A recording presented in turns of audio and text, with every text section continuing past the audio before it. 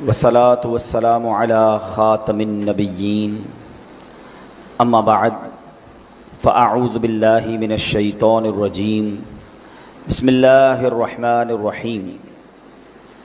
पढ़िए अस्सलातु वस्सलामु अलैका या रसूलल्लाह व अला आलिका व अस्हाबिका या हबीबल्लाह। अस्सलातु वस्सलामु अलैका या नबियल्लाह व अला आलिका व अस्हाबिका या नूरल्लाह। नवैतु सुन्नतल इअ्तिकाफ। प्यारे प्यारे इस्लामी भाइयों, जब भी मस्जिद में दाखिल हुआ करें याद करके एतिकाफ़ की नीयत कर लिया करें। याद रहे कि मस्जिद में खाना पीना सोना सहरी या इफ्तार करना ये सब मना है, लेकिन अगर एतिकाफ़ की नीयत कर लेंगे तो ये सारे काम भी हमारे लिए जायज़ हो जाएंगे। अभी मैंने आपके सामने पानी पिया, मगर पहले मैंने एतिकाफ़ की नीयत की। अगर बग़ैर नीयत किए हम ये पानी पीते तो ये जायज़ ना होता, बाज़ सूरतों में ये गुनाह हो जाता। तो हमें याद रखना है कि मस्जिद में जब भी दाखिल हों एतिकाफ़ की नीयत कर लें। दुरूद पाक पढ़ने के बेशुमार फ़ज़ाइल व बरक़ात हैं। काबे के बदरुद्दुजा, तौबा के शम्सुद्दुहा सल्लल्लाहु अलैहि वसल्लम का फरमान आलिशान है, मन सल्ला अलैया फ़ी यौमिल जुमुअती अल्फ़ मर्रतिन। मेरे आका ने फरमाया, जो मुझ पर जुमा के दिन 1000 बार दुरूद पाक पढ़े, लम यमुत हत्ता यरा मक़अदहु मिनल जन्नह, वो उस वक्त तक नहीं मरेगा जब तक जन्नत में अपनी जगह ना देख लेगा। अब जुमा का दिन जो है ना, ये बड़ा स्पेशल दिन है। जुम्मे की एक नेकी 70 नेकियों के बराबर है, और ये ख़ास दुरूद पाक पढ़ने का दिन भी है। तो कभी कभी ऐसा भी कर लें, हो सके तो हर जुम्मे करें, मैं तो यही कहूँगा, लेकिन एटलीस्ट कभी जुम्मे में 1000 बार दुरूद पाक पढ़ लें। तो क्या प्यारी फजीलत बताई कि वो जब तक नहीं मरेगा जब तक जन्नत में अपनी जगह ना देख लेगा। एक और हदीस हम तकरीबन जब मैं होता हूँ हर जुम्मे को सुनते हैं कि प्यारे आका अलैहिस्सलाम फरमाते हैं, जिसका मज़मून है कि जो जुमा के दिन 200 बार दुरूद पाक पढ़े उसके 200 बरस के गुनाह मुआफ़ कर दिए जाते हैं। तो जुमा के दिन कसरत से दुरूद पाक पढ़ते रहा करें। आज अल्हम्दुलिल्लाह जुमा का दिन भी है और यौम तशक्कुर भी है, शुक्राने का दिन भी है कि रब्ब करीम ने हमारे इस प्यारे वतन को जो दुश्मनों पर फ़तह नसीब फरमाई, हम इस पर अल्लाह का शुक्र अदा करते हैं और अल्लाह से ये दुआ भी करते हैं कि मौला इस वतन की हमेशा हिफाजत रखना, इसकी सरहदों की हिफाजत रखना। अल्लाह हमारी अफवाज और जिन लोगों ने इस मुश्किल मरहले में हमारे वतन की हिफाजत में किरदार अदा किया, उनको इसकी बेहतरीन जज़ा अता फ़रमाए और कदम कदम पर उनकी गैब से मदद फरमाए। और यहाँ एक और बात भी हमें सीखने को मिलती है कि जिस तरह के हालात पिछले दिनों हुए और जो हमारी कैफियत थी, उसमें ये अंदाज़ा होना चाहिए कि ये वतन कितनी बड़ी नेमत है। तो हमें अपने वतन की कदर भी करनी है, क्योंकि आज़ादी जो है ना, ये बड़े नसीब वालों को मिलती है।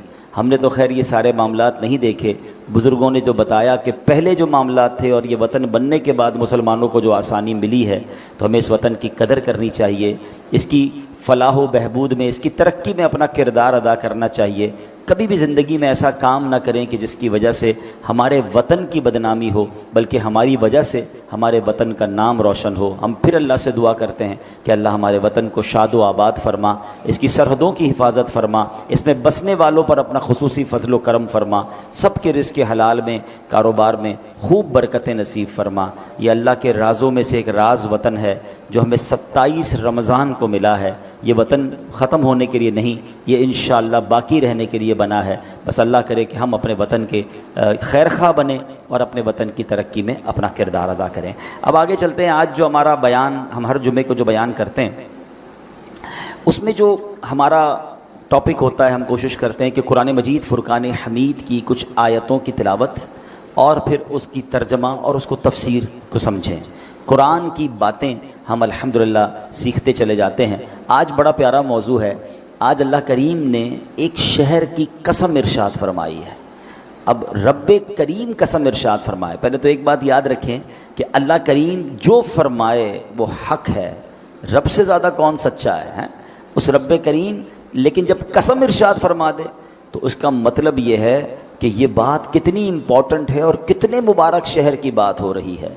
अल्लाह अकबर। देखें ज़रा समझिएगा, हम किसी बात को मनवाने के लिए کسی بات کو یقین دلانے کے لیے ہم کہتے ہیں اللہ کی قسم ہیں، کیونکہ ہم مخلوق ہیں، رب خالق ہے، ہم غلام ہیں، اللہ مالک ہے، ہم رزق کے محتاج ہیں، رب عطا فرمانے والا ہے۔ تو ہم جب بھی قسم کھائیں گے اپنے سے بلند رتبہ کی قسم کھائیں گے نا، ہم کہتے ہیں اللہ کی قسم، اللہ اکبر۔ لیکن جب اللہ پاک قسم ارشاد فرماتا ہے تو یہاں یہ بات نہیں ہوتی، بلکہ اللہ پاک قسم ارشاد فرماتا ہے اس لیے کہ جس بات کی قسم کھائی جا رہی ہے سوچو وہ کتنی اونچی شان والی ہے، کتنی اہمیت والی ہے۔ اللہ قرآن میں فرماتا ہے وَمَنْ أَصْدَقُ مِنَ اللَّهِ قِيلًا، اور اللہ سے زیادہ کس کی بات سچی ہے؟ اب آپ سوچ رہے ہوں گے ایسا کون سا شہر ہے جس کی رب عز و جل نے قسم ارشاد فرمائی؟ اللہ اکبر۔ اب ذرا سنیے گا، اللہ کریم قرآن مجید فرقان حمید میں ارشاد فرماتا ہے شہر، سورت کا نام بھی بلد ہے، بلد کہتے ہیں شہر کو، اور یہ پارہ نمبر 30 میں ہے اور اس کی آیت نمبر 1 اور 2۔ اللہ ارشاد فرماتا ہے لا اقسم بہذا البلد وانت حل بہذا البلد، سبحان اللہ۔ اب اس کا ترجمہ کیا ہے؟ رب کریم قرآن مجید میں ارشاد فرماتا ہے، اب ذرا اس کا معنی سمجھیے گا، مجھے اس شہر کی قسم، اے ہائے ہائے، کون سے شہر کی؟ ابھی ذرا آگے سنیں گے۔ یہاں یہ قسم جو ارشاد فرمائی جا رہی ہے نا، اس کا مطلب ہے کہ اے محبوب مجھے کس شہر کی قسم؟ شہر مکہ کی قسم۔ یہاں بات ہو رہی ہے شہر مکہ کی، اور دیکھیں نا یہ آج کل حج کے دن ہیں، دنیا بھر سے لوگ حج پر جا رہے ہیں اور خوشی خوشی احرام پہن کر اپنے رشتہ داروں سے مل کر سوئے حرم سفر کر رہے ہیں۔ حج کا سفر نصیب والوں کو نصیب ہوتا ہے، اب فلائٹس بھی شروع ہو گئی ہیں، بلکہ مکہ پاک حاجی پہنچنا بھی شروع ہو گئے ہیں۔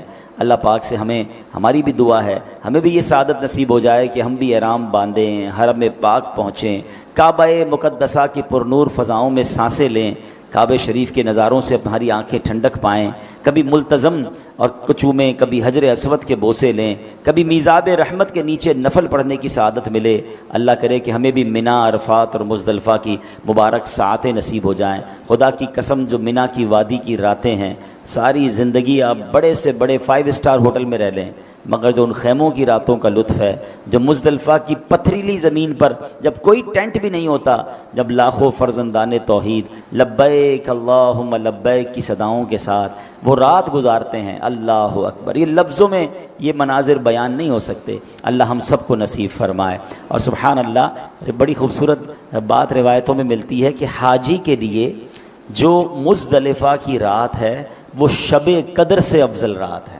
اتنی مبارک رات، اللہ اکبر۔ عرفات کے دن کو لفظوں میں کیسے بیان کر دیں جب سارے حاجی اللہ کی بارگاہ میں اپنے گناہوں کی معافی طلب کرتے ہیں، اور احادیث میں مضمون ملتا ہے کہ اللہ کریم اس دن سب کی بخشش فرما دیتا ہے۔ تو یہ ایسا سفر ہے کہ بس جب جب حج کے دن آتے ہیں نا تو بس دل تڑپ اٹھتا ہے، اور دل سے صدا کیا نکلتی ہے؟ یہ ذوالحجہ کا مہینہ آخری مہینہ ہے، اسلامی سال کا آخری مہینہ ہے۔ تو صلاۃ والسلام کا ایک شعر ہے نا، ذکر تھا آخری مہینے کا، تذکرہ چھڑ گیا مدینے کا، حاجیوں مصطفیٰ سے کہہ دینا، حاجیوں مصطفیٰ سے کہہ دینا، غم کے مارے سلام کہتے ہیں۔ اللہ ہمیں بھی جلدی جلدی حج کی سعادت نصیب فرمائے۔ یا خدا ایسے اسباب پاؤں، کاش مکے مدینے میں جاؤں، مجھ کو ارمان حج کا بڑا ہے، یا خدا تجھ سے میری دعا ہے۔ اللہ جمعے کا دن ہے، ہمارے مقدر میں بھی حج لکھ دے، ہمیں بھی مدینے کی حاضری عطا فرما دے۔ تو اب سبحان اللہ قرآن کی آیت کی طرف آتے ہیں، لا اقسم بہذا البلد، مجھے اس شہر کی قسم۔ اس آیت میں اللہ کریم نے مکہ پاک کی قسم ارشاد فرمائی ہے۔ تو اب ذرا غور کیجئے کہ جب رب قسم ارشاد فرما رہا ہے یہ کتنا مبارک شہر ہوگا۔ اچھا، اب شہر مکہ کی قسم جب ارشاد فرمائی تو ہو سکتا ہے کسی کے ذہن میں سوال آئے کہ واقعی یہ تو بڑا مبارک شہر ہے، وہاں کعبہ ہے، وہاں حجر اسود ہے، وہاں مکہ میں نبی پاک کی ولادت گاہ ہے، وہاں جناب حضرت ابراہیم علیہ السلام نے اس شہر کو اپنایا، مقام ابراہیم ہے، وہاں حجر اسود ہے، وہاں منی، عرفات، بہت کچھ ہے۔ تو اس وجہ سے مکے کی قسم ارشاد فرمائی؟ نہیں، اب بڑی کمال کی بات کرنے جا رہا ہوں۔ اتنی مبارک چیزیں ہوتے ہوئے رب نے یہ نہیں فرمایا کہ اس شہر مکہ کی قسم جس میں کعبہ ہے، اس شہر مکہ کی قسم جس میں حجر اسود ہے، اس شہر مکہ کی قسم جس میں مقدس پہاڑ صفا اور مروہ کے ہیں، اس شہر مکہ کی قسم کہ جہاں منا ہے، جہاں مزدلفہ ہے۔ نہیں، اللہ نے آگے کیا فرمایا؟ وَأَنْتَ حِلٌّ بِهَذَا الْبَلَدِ، کون سا شہر مکہ؟ جبکہ تم اس شہر میں تشریف فرما ہو۔ اے محبوب، آپ اس شہر میں ہیں، اس لیے شہر مکہ کی قسم۔ آئے ہائے، یعنی محبوب کریم علیہ الصلوۃ والسلام، مکہ پاک کی فضیلتی چیزیں بہت ہیں، مگر اس شہر میں جو سب سے زیادہ مجھے پسند ہے وہ یہ ہے کہ شہر پاک کی مٹی نے آپ کے قدم کے بوسے لیے ہیں۔ یہی وہ حوالہ ہے جس کی وجہ سے مکہ مکرمہ کی عزت میں اتنا اضافہ ہوا۔ اللہ اکبر، کیا خوبصورت بات سیدی اعلیٰ حضرت لکھتے ہیں، خائی قرآن خاک گزر کی قسم، خائی قرآن خاک گزر کی قسم، اس کفے پاک کی حرمت پہ لاکھوں سلام۔ اللہ اکبر، نبی پاک علیہ الصلوۃ والسلام کی شان ایسی ہے جس میں رب عز و جل نے قرآن میں صرف آپ کے شہر کی قسم نہیں کھائی، بلکہ آپ کی رسالت کی، آپ کے زمانے کی، آپ کی زبان مبارک سے نکلے ہوئے الفاظ کی، یہاں تک کہ آپ کے شہر پاک کی بھی قسم ارشاد فرمائی۔ اور یہی بات بریلی کے تاجدار اعلیٰ حضرت لکھتے ہیں کہ وہ خدا نے ہے مرتبہ تجھ کو دیا، نہ کسی کو ملے نہ کسی کو ملا، وہ خدا نے ہے مرتبہ تجھ کو دیا، نہ کسی کو ملے نہ کسی کو ملا، کہ کلام مجید نے کھائی شہا تیرے شہر و کلام و بقا کی قسم۔ اللہ اکبر، یہ شان ہے مصطفیٰ کریم علیہ الصلوۃ والسلام کی۔ اب جناب ایک اور بات ذہن میں پیدا ہوتی ہے کہ نبی پاک علیہ الصلوۃ والسلام کو رب عز و جل نے مکہ پاک میں ہی کیوں پیدا فرمایا؟ اللہ تو رب العالمین ہے نا، وہ پاکستان کا بھی رب ہے، وہ یورپ کا بھی رب ہے، وہ افریقہ کا بھی رب ہے، وہ عرب ممالک کا بھی رب ہے، مگر اسپیشلی اپنے سب سے محبوب بندے کو مکہ مکرمہ میں پیدا کیوں فرمایا؟ تو کچھ انشاءاللہ شان مکہ بھی سنیں گے اور شان محبوب رب العالمین بھی سنیں گے۔ سنتے جائیے اور اپنا ایمان تازہ کرتے جائیے۔ تو اب اللہ عز و جل نے مکہ پاک کے لیے نبی پاک کی شان کیا ہے؟ ایک بات یاد رکھیے گا کہ اللہ پاک کے رب ہونے کا اظہار جیسا رسول پاک علیہ الصلوۃ والسلام پر ہے ایسا کسی اور پر نہیں ہے۔ ہاں، اللہ نے جو شان عطا فرمائی نا اپنے حبیب کو، سبحان اللہ۔ اب آپ ذرا سمجھیے گا، رب تو وہ ہمارا بھی ہے نا، مگر ہماری اوقات کیا ہے؟ کمالات مصطفیٰ صلی اللہ تعالی علیہ وسلم کیسے ہیں؟ ہماری آنکھ تو اس دیوار کے پیچھے نہیں دیکھ سکتی ہے، اور نبی پاک کی شان یہ ہے، فرش پر بیٹھے تو عرش کو ملاحظہ فرما لیا کریں۔ ہمارا ہاتھ، یہ جہاں تک ہاتھ جا رہا ہے وہاں تک ہم چیزوں کو پکڑ سکتے ہیں، اس کے بعد ہمارا ہاتھ آگے کچھ پکڑ نہیں سکتا، مگر میرے آقا علیہ الصلوۃ والسلام کی شان یہ ہے کہ ہاتھ اٹھائیں تو جنت کے پھلوں تک پہنچ جایا کرے۔ سبحان، حدیث پاک میں یہ مضمون موجود ہے۔ پھر اسی طرح چند میٹر کے فاصلے سے ہمارے کان سن نہیں پاتے، دور سے کوئی بات کرے تو آواز زور سے بولو بھائی، آواز نہیں آ رہی، ہماری اتنی سماعت ہے۔ اور سرکار دو عالم علیہ الصلوۃ والسلام کی شان یہ ہے کہ لاکھوں کلومیٹر دور کی آواز بھی سن لیں، بلکہ سب جانے دیجئے میرے آقا کی شان تو یہ ہے کہ بچپن میں جھولے میں ہیں اور اشارہ فرماتے ہیں اور چاند حرکت کرنے لگ جاتا ہے، چاند جھک جاتا جدھر انگلی اٹھاتے مہد میں۔ یہ کوئی کہانی کی بات نہیں، حضرت عباس رضی اللہ تعالیٰ عنہ نبی پاک کے چچا ہیں جو بعد میں ایمان لائے۔ وہ کہتے ہیں میرے ایمان لانے کی ایک وجہ یہ بھی بنی کہ حضور جب آپ جھولے میں تھے نا، میں نے آپ کو دیکھا، آپ جب جھولے میں ہوتے تھے اور جدھر انگلی اٹھاتے تھے میں دیکھتا تھا چاند آپ کے اشارے پر حرکت کرتا تھا۔ اچھا، یہ ایک اور خوبصورت بات، ذرا بڑی لطیف سی بات ہے، مثال دیتا ہوں۔ ہم اب بڑے ہو گئے، ہمارے کوئی چچا، کوئی تایا، کوئی بزرگ گھر پہ آئیں اور وہ آ کے ہماری بچپن کی شرارتیں ہمیں بتائیں، تو بعض اوقات تو ہم شرمندہ ہوتے ہیں کہ آپ کہہ رہے ہیں واقعی ایسا کیا ہوگا میں نے، لیکن مجھے تو یاد نہیں، ہمیں یاد نہیں ہوتا، اور بعض اوقات وہ شرمندہ بھی سب کے سامنے ہمیں کر دیتے ہیں ہماری کوئی الٹی سیدھی بات بتا کر۔ تو بہرحال نہ بتایا کریں بھائی، سب کے سامنے بچے تھے، ہو گئی ہوگی غلطی، لیکن اگر وہ ہمیں کوئی بات بتائیں تو ہمیں پتہ نہیں ہوتا، یاد تھوڑی ہوتا ہے بچپن میں ہم نے کیا کیا کیا تھا۔ حضرت عباس نے پیارے آقا علیہ الصلوۃ والسلام کو بتایا، کب بتایا؟ جب 40 سال کی عمر میں نبی پاک اعلان نبوت فرما چکے، اس کے بعد ہی مسلمان ہوئے نا حضرت عباس۔ 40 پلس ایج میں نبی پاک سے حضرت عباس کہہ رہے ہیں کہ آپ جھولے میں نے دیکھا تھا، آپ جدھر انگلی اٹھاتے تھے ادھر چاند حرکت کرتا تھا۔ تو پیارے آقا نے یہ نہیں فرمایا کہ میرے چچا مجھے کیا معلوم اس وقت کیا ہوتا تھا، آپ نے فرمایا جی میں چاند سے باتیں کرتا تھا، وہ مجھ سے باتیں کرتا تھا۔ صرف اشارہ نہیں سرکار دو عالم علیہ الصلوۃ والسلام کی شان جھولے مبارک میں یہ تھی کہ چاند کی آواز سن لیا کرتے اور چاند سے گفتگو فرمایا کرتے. ایسے ہی نہیں اعلیٰ حضرت نے شعر لکھا کہ چاند جھک جاتا جدھر انگلی اٹھاتے مہد میں کیا ہی چلتا تھا اشاروں پر کھلونا نور کا. تو ایسے آقا کہ جن کو رب نے اس قدر کمالات سے نوازا. سبحان اللہ.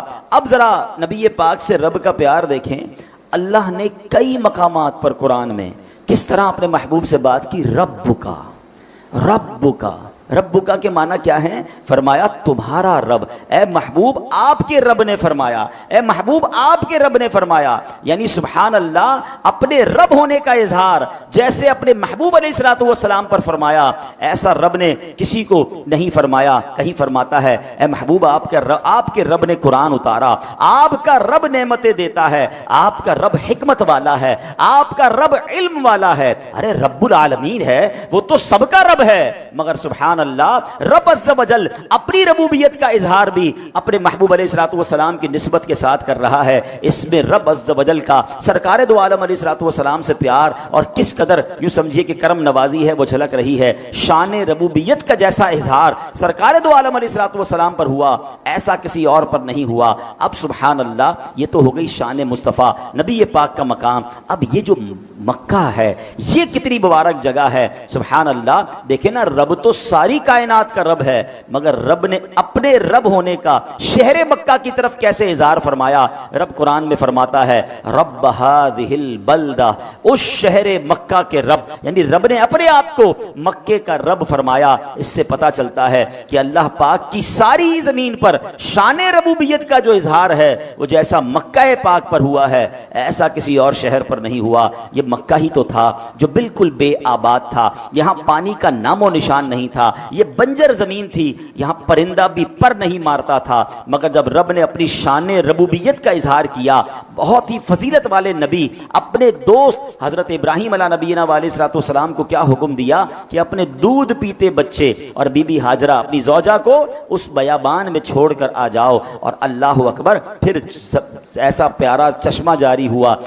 طویل واقعہ آپ نے سنا ہوگا کہ کس طرح ان کو پیاس لگی، وہ روئے، وہ گر گڑائے، اور اس کے بعد زمزم کا کنواں جاری ہوا، چشمہ جاری ہوا. لوگوں کے دل اب مکے کی طرف کھینچنے لگے. ایک بات یاد رکھیے گا، جہاں پانی ہوتا ہے وہاں زندگی ہوتی ہے. پانی آ گیا تو اب لوگ بھی آنے لگے. اور پھر اب کیا حال ہوا؟ اللہ نے کیسی شان ربوبیت کا اظہار کیا کہ جہاں مکے میں پرندہ پر نہیں مارتا تھا، آج حال یہ ہے کہ کروڑوں لوگ وہاں جانے کو ترس رہے ہیں. کبھی کبھی گورنمنٹ کو روکنا پڑتا ہے کہ بھائی اب ویزا نہیں ملے گا، اب پورا شہر فل ہو چکا ہے، اب جناب تھوڑے عرصے بعد کوٹا دیا جائے گا. اندازہ کیجئے یہ رب نے کیسا آباد کیا، اپنی شان کا کیسا نظارہ ہمیں دکھایا کہ اب سال کا کوئی دن، کوئی لمحہ ایسا نہیں ہوتا جب طواف جاری نہ ہو، مکہ آباد نہ ہو.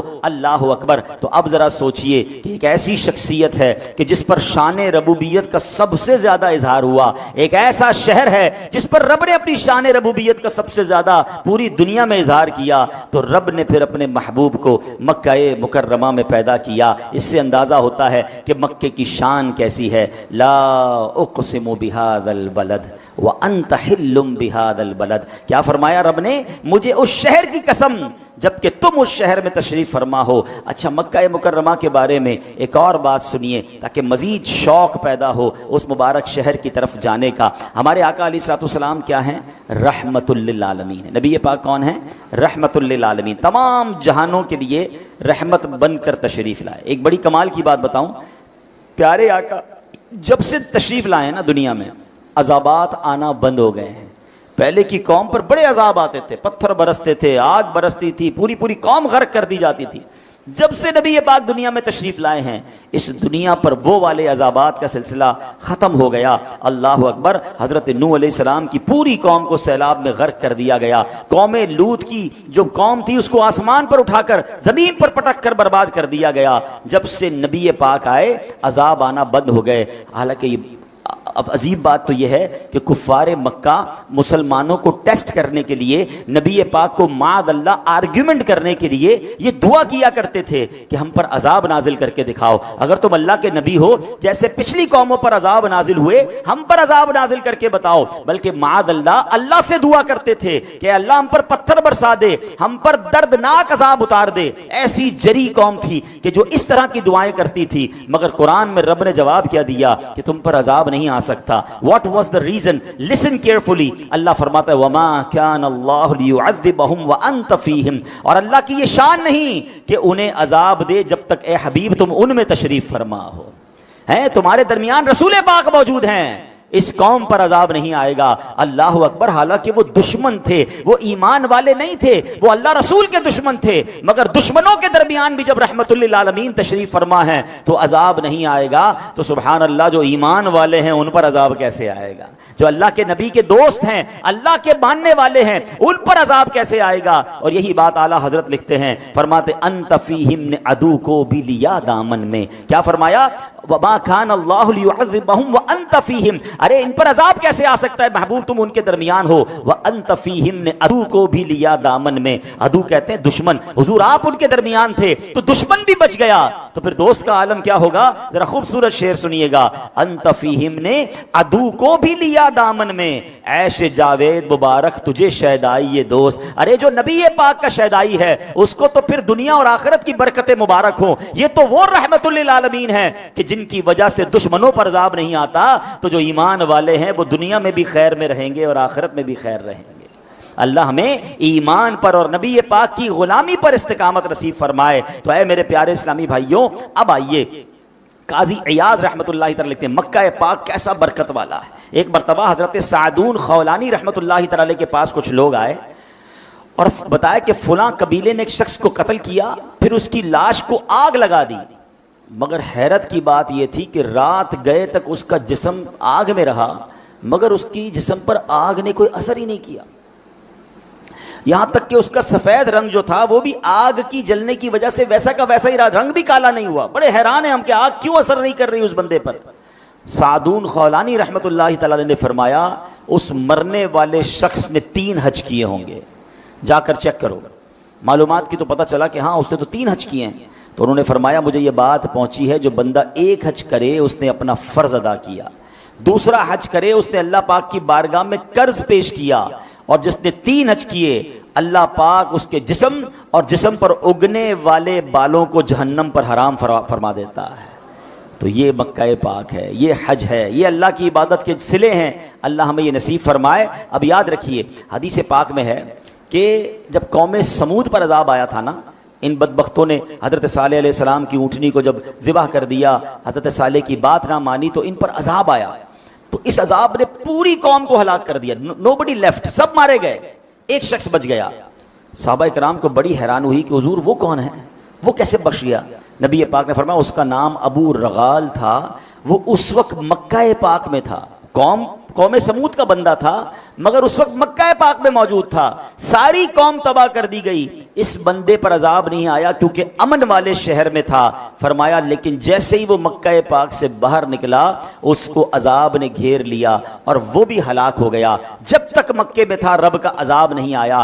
نبی پاک ایک بار طائف کی طرف جا رہے تھے، راستے میں ایک قبر کی طرف اشارہ کر کے فرمایا یہ ابو رغال کی قبر ہے، یہاں اس پر عذاب اترا تھا اور یہیں اسے دفن کر دیا گیا۔ اب نبی پاک کا علم دیکھیں، نبی پاک کی نظر دیکھیں، آقا کا فرمانا کافی تھا مگر نبی پاک علیہ الصلوۃ والسلام نے ایک نشانی بتائی کہ ابو رغال کے ساتھ اس کی سونے کی چھڑی تھی، وہ بھی ساتھ دفن کی گئی ہے۔ اللہ اکبر، صحابہ اکرام علیہ رضوان نے قبر کھود کر دیکھا تو سونے کی چھڑی بھی موجود تھی۔ یعنی اللہ اکبر، نبی پاک کی علم کا عالم یہ اور آپ کی نظر کا عالم یہ، اور کس طرح اپنی بات کو آپ نے ثابت بھی فرما دیا کہ یہی ابو رغال کی قبر ہے۔ تو اس سے یہ پتہ چلتا ہے کہ مکہ امن والا شہر ہے، مکہ برکت والا شہر ہے، the very important city in the world۔ World. اور کیوں نہ ہو, نبی پاک نے اپنی 63 سالہ زندگی میں 53 سال مکہ پاک میں گزارے ہیں. اللہ اس شہر کی بار بار برکت نصیب فرمائے. اب سبحان اللہ, چونکہ حاجی حج کو جا رہے ہیں, میں ذرا تھوڑے سے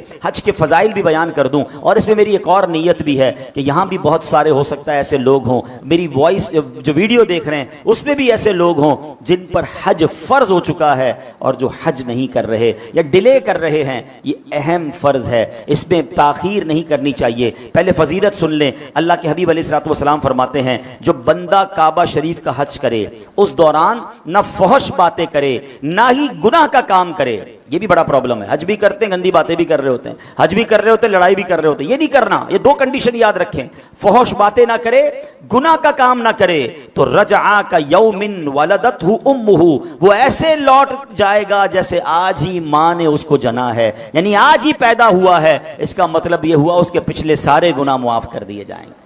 ایک اور جگہ نبی پاک فرماتے ہیں, بخاری شریف کی حدیث ہے, العمرۃ الی العمرۃ کفارۃ لما بینہما. اے عمرہ کرنے والوں تمہیں بھی مبارک ہو, اللہ توفیق دے تو جایا کریں. ادھر ادھر ساری دنیا گھومنے جاتے ہیں, نہیں جاتے تو مکہ پاک اور مدینہ طیبہ نہیں جاتے.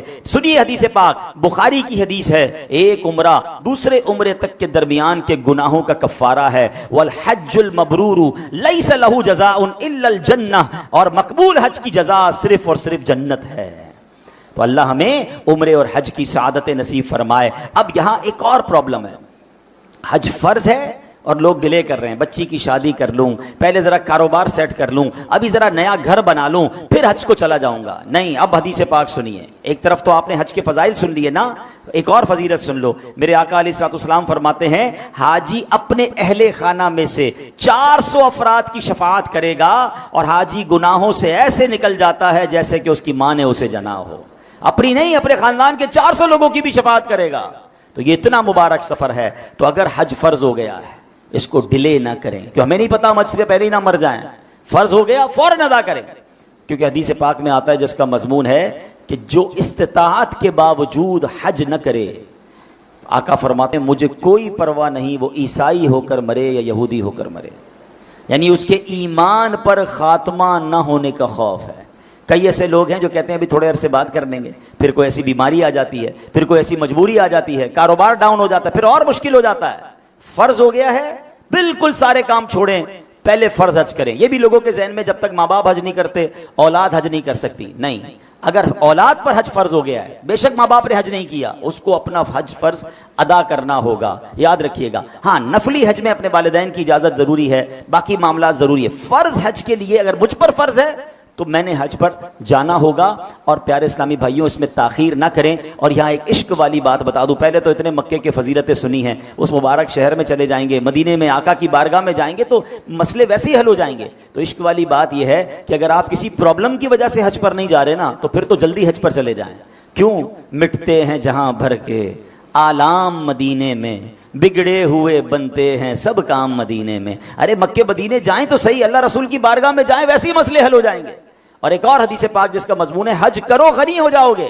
جو لوگ کہتے ہیں نا یار اتنے پیسے خرچ ہو جائیں گے, ارے حج کرنے پہ تو اور اللہ عطا فرماتا ہے. تو جو استطاعت رکھتے ہیں, ہاں ایسا نہیں کہ غریبوں پر بھی حج ہے, جس کی استطاعت ہے جو یہ مال رکھتا ہے اس کی تفصیل ہے, سفر کی طاقت بھی رکھتا ہے, واپسی تک گھر والوں کا اس کے پاس توشہ بھی ہے, گھر والے بھی خیر سے اس کے استعمال کرتے رہیں گے, جو تفصیل ہے وہ ساری دیکھ لیں. لیکن اگر آپ پر حج فرض ہے, پلیز ڈو ناٹ ڈیلے, آپ حج کیجئے. اگر اس سال حج کے فارم وغیرہ نہیں بھر سکتے تو آپ پکی نیت کر لیں کہ اگلے سال آپ نے حج ضرور کرنا ہے. اللہ کریم ہم سب کو آئندہ سال حج کی سعادت نصیب فرمائے, حرمین طیبین کی حاضریاں عطا فرمائے. اور ہاں, اب میں نے عمرے کی فضیلت بھی بیان کر دی, حج کی فضیلت بھی بیان کر دی. کئی سارے ایسے لوگ ہیں جو ماشاءاللہ جاتے رہتے ہیں, مگر یاد رکھیے یہ بڑی مبارک جگہ ہیں, وہاں ہم نے نیکیاں کرنی ہیں, گناہ نہیں کرنے. ابھی آپ نے سنا کہ فحش بات نہ کرے, گناہ نہ کرے. یاد رکھیے مکہ پاک کا مقام اتنا بلند ہے کہ مکے میں ایک نیکی 1,00,000 نیکی کے برابر ہے.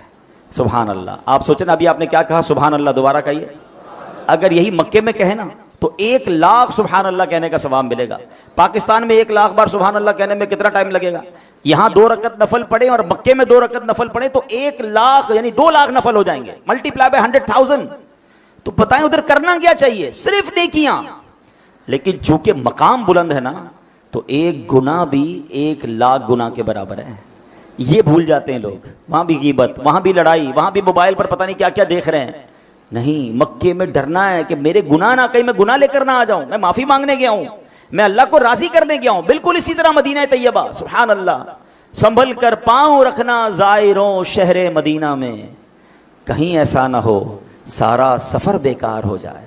تو اللہ آپ کو بار بار حج اور عمرہ نصیب فرمائے، مگر ادب کے ساتھ جائیے گا، عبادت کے لیے جائیے گا. اور مکے میں تو وہ عبادت ہے جو پوری دنیا میں نہیں ہو سکتی، خاص طور پر طواف کعبہ ہے. پوری دنیا میں کعبہ تو ایک ہی جگہ ہے نا، تو وہاں طواف کریں، عمرے کریں، حرم پاک میں وقت گزاریں. یہ ہوٹلوں پہ، شاپنگ سینٹر میں لوگ پورا پورا دن باہر گھوم رہے ہوتے ہیں. ایک آدھ گھنٹے کے لیے مسجد نبوی شریف میں، 2 گھنٹے کے لیے گئے حرم شریف میں گئے، باقی سارا دن باہر. نہیں، ہم اس لیے نہیں گئے، اللہ نے بلایا ہے تو اس سفر کو اپنی مغفرت کا سفر بنائیں. اللہ کریم ہمیں بار بار سفر کرنے کی توفیق عطا فرمائے. ماشاء